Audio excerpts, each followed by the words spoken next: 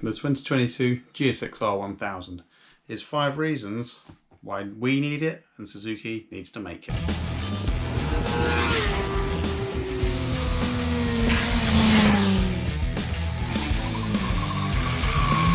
Reason number 1, the GSXR1000 is long overdue a refresh. This is because of the tighter emission standards, because Euro 5 came in 2021. Suzuki basically said the GSXR1000 won't pass Euro 5. We've seen this from them before. They told us in 2016 that the Hayabusa wouldn't pass Euro 4, so they got rid of it, which is fine. That's fair enough, totally get it. However, in 2021, Suzuki brought out a brand new Suzuki Hayabusa, which passed Euro 5. This was pretty much the same as the old one under the bodywork. Needed a few little tweaks, bigger cats in the exhaust, but it passes Euro 5. It could be the same thing with the GSXR1000. GSXR1000 is new as of 2017, so with a few tweaks, with the bigger cat, it should pass Euro 5. There have also been patents that have been filed online that have been leaked. You've seen it on the Bennett's website. There's been some changes to the variable valve timing, hydraulic variable valve timing rather than mechanical. Hydraulic variable valve timing is much cheaper to produce, which means it's perfectly suited to a rollout of, say, a fresh litre sports bike, and variable valve timing as a whole helps to pass the ever more stringent emission standards. Reason number 2, Suzuki's Moto Gp Success. So Suzuki came back into Moto Gp several years ago, and the bike was mid, back of the pack, and now in 2020, admittedly Marquez was out, admittedly it was COVID and Corona and whatever, they won the championship. And they have no bikes, certainly no Halo litre sports bikes to capitalise on that success anymore.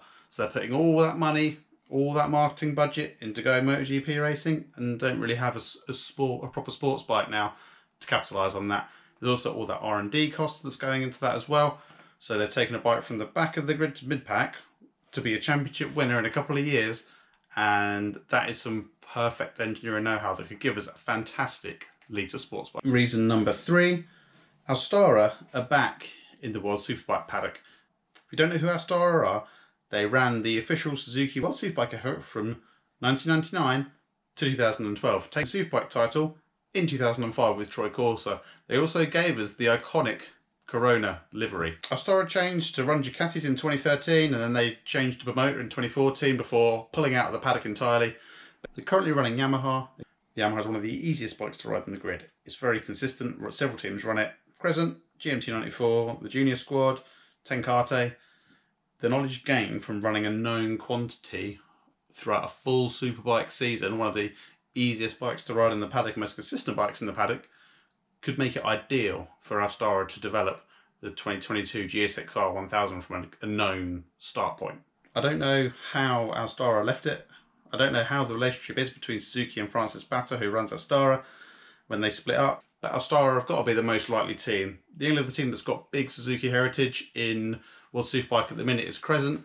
Crescent ran the British Superbike team in the Rizla livery. They ran Suzuki's MotoGP team before Suzuki took a hiatus, and they've also ran Suzuki's from 2014, I think 14, 15, 16. Fourth reason is Suzuki wouldn't want to be left out. There's still an appetite there for the Suzuki GSXR family, and especially the 1000. Even in 2018, the Suzuki outsold the ZX10 and the Yamaha one in the UK. So there's still a big market there, or certainly a sizable market in the UK, throughout Europe, for GSXR as a brand, GSXR1000 as a Halo litre sports bike, and that's something that I'm not sure Suzuki are ready to leave. And finally, the 5th reason. The Suzuki range as a whole is now pretty limited. We got a new GSX-S1000, a new Hayabusa for this year, which is pretty much the same as the old one. They've got the V-Strom 1050. In Europe and the UK, there are very few GSXR1000s left, and there are no more coming in. There's no GSXR600, no GSXR750. And they've got a handful of scooters and a little bit of off-road stuff. So could the GSXR1000, the 2022 version, be an ideal starting point to start revamping their whole range, start putting a bit more money into it, start releasing some new stuff, like a new middleweight sports bike, however that looks, similar to the Yamaha R7, maybe something like that, maybe GSXR 750 come back.